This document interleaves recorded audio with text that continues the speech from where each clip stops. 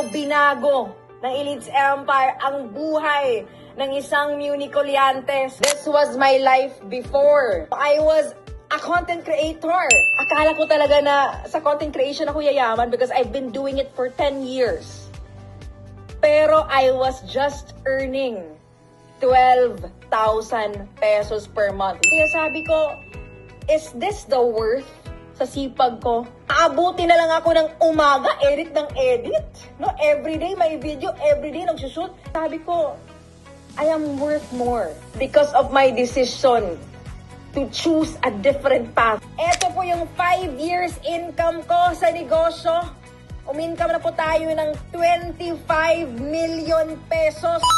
Tayo po ang top 6 sa buong AIM Global Group of Companies. I will do anything, whatever it takes,